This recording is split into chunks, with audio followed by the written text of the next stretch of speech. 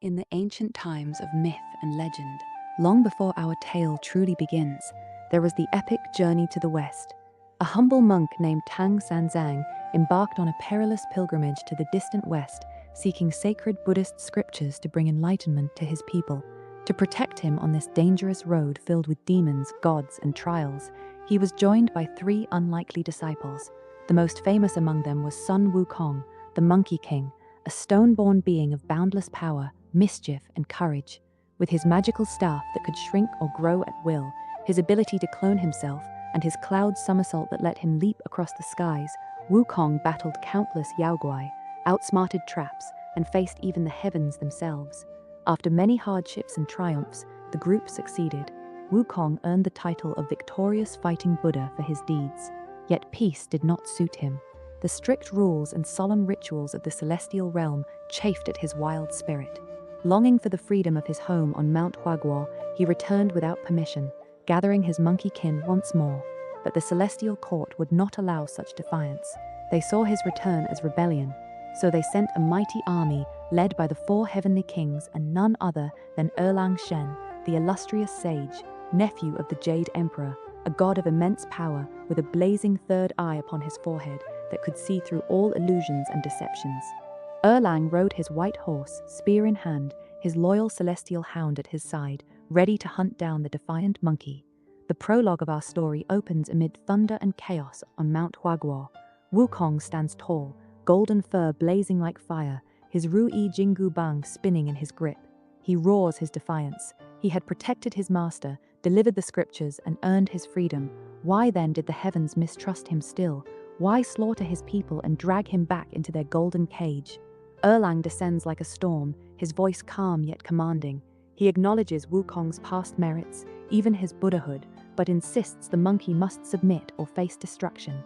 The mountain itself would be leveled if Wukong resisted. The battle erupts in spectacular fury.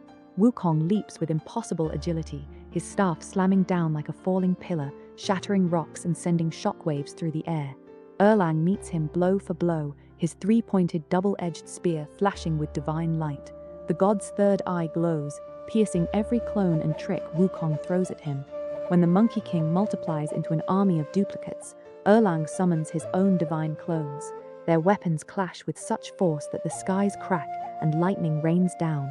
Erlang's hound lunges, snapping at Wukong's heels, forcing him to dodge and spin mid-air. For a time, they seem evenly matched, two legends locked in a dance of power and will, but the heavens had stacked the odds. As the fight rages, a binding spell, the very headache-inducing curse that once tormented Wukong, strikes him at a critical moment. His strength falters, his movements slow. Erlang seizes the opening, his spear striking true. Wukong's body is shattered, broken apart by celestial forces. His physical form perishes on that mountain, turning back to stone as his essence scatters into 6 relics, the 6 senses of the great sage, hidden across the land. His spirit endures, divided and waiting. The celestial court believes they have won, but a destined one will one day rise to gather those relics and awaken him once more. And so our story begins in the misty forests of Black Wind Mountain, known as the land of black clouds and red fire. A young monkey, the destined one, awakens from a stone-like peach, guided by an elder of the monkey clan.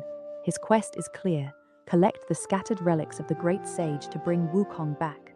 But the mountain is no longer peaceful.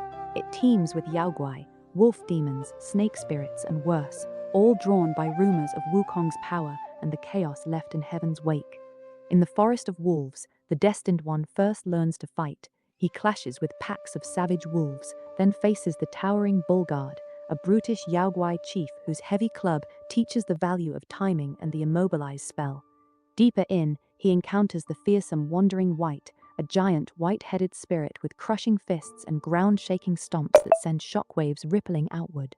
Defeating him grants a powerful spirit to command, though its full potential requires further guidance. The path leads to the ruins of an old Guanyin temple, where tragic history lingers.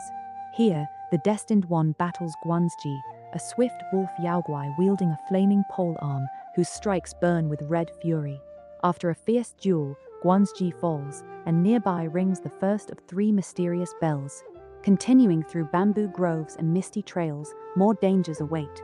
Snakes slither from the undergrowth, the Destined One meets strange allies, including a sage who teaches the ways of spirit cultivation.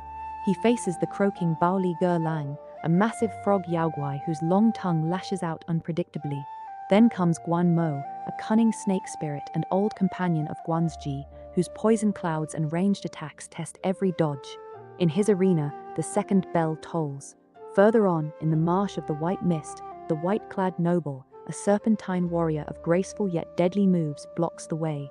His second form grows even more vicious, but after a grueling fight, the third bell rings out. With all three bells awakened, a hidden path opens to the ancient Guanyin Temple, a long-forgotten place heavy with sorrow and secrets. There, the Destined One confronts Elder Jinchi himself. Long ago, Jinchi was but a humble young monk at the Guanyin Temple, befriended by a wise black bear yaoguai who lived nearby. The bear sponsored him with wealth and subtle magic, allowing Jinchi to live over 2 centuries and rise to become the temple's revered elder. In return, they shared a bond over Buddhist teachings, but Jinchi harbored a deep flaw, an obsessive greed for beautiful kasayas, the ornate robes of monks. His collection grew to hundreds, yet none satisfied him. When Tang Sanzang passed through during the Great Journey, wearing a magnificent divine kasaya, Jinchi's obsession consumed him. He plotted with his disciples, the very Guanzi and Guan Mo you fought, to borrow the robe and then burn the monks' quarters in a staged accident. The plan went horribly wrong. Wukong, ever vigilant, protected his master with divine fire control. The flames spared Sanzang but consumed the temple, killing many monks. Overwhelmed by guilt and horror, Jinchi smashed his own head against a wall in despair and died. The black bear, arriving too late, took the prized kasaya in grief and greed. He later clashed with Wukong over it, only to be subdued by the Bodhisattva Guanyin and taken as a disciple, bound by a magical hoop that punished disobedience with agony. In the years after Wukong's fall, the black bear returned to Black Wind Mountain. He rebuilt the temple, gathered followers, and attempted forbidden resurrection magic, claiming it was taught by Guanyin to bring back his old friend Jinchi. But the magic was flawed. It split Jinchi. One part became a soulless, wandering, blue-bodied husk. The other, his insane golden soul, was sealed away in a spiritual realm by those 3 bells. When the Destined One rings them all, the golden elder Jinchi appears for battle, floating above the ground, summoning undead minions that shuffle toward him to heal his wounds. The Destined One must strike down these corpses quickly while dodging Jinchi's crushing head-smashing attacks, echoes of his tragic suicide.